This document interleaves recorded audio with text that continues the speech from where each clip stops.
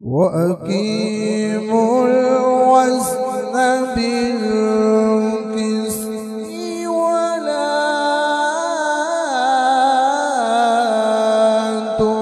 تخسروا الميزان.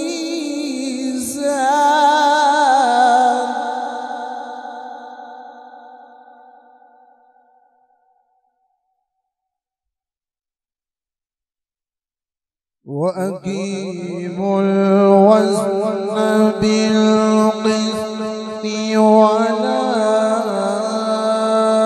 تخسروا الميزان.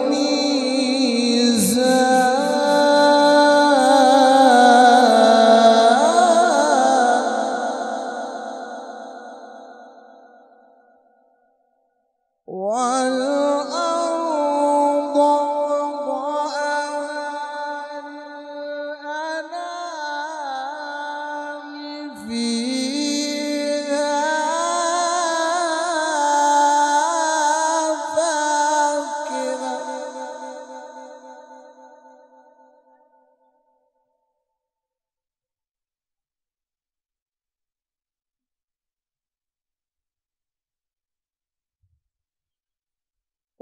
وأقيموا الوزن بالقسط ولا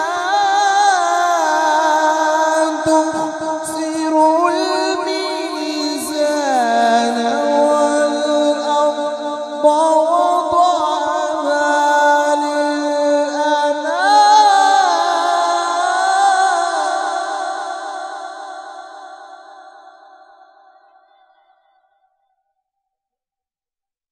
والأرض وضعها للأنام فيها فاكهة والنخل ذات الأكمام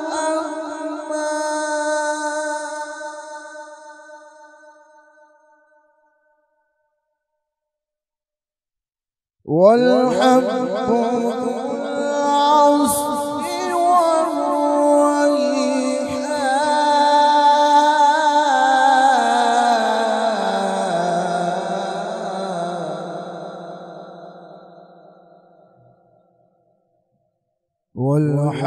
ذو العصف والريحان.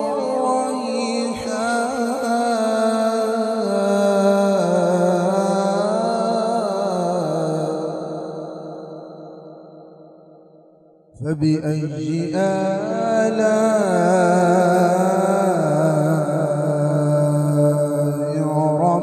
ربكما تكذبان.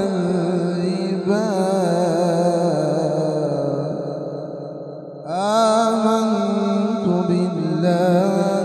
صدق الله العظيم.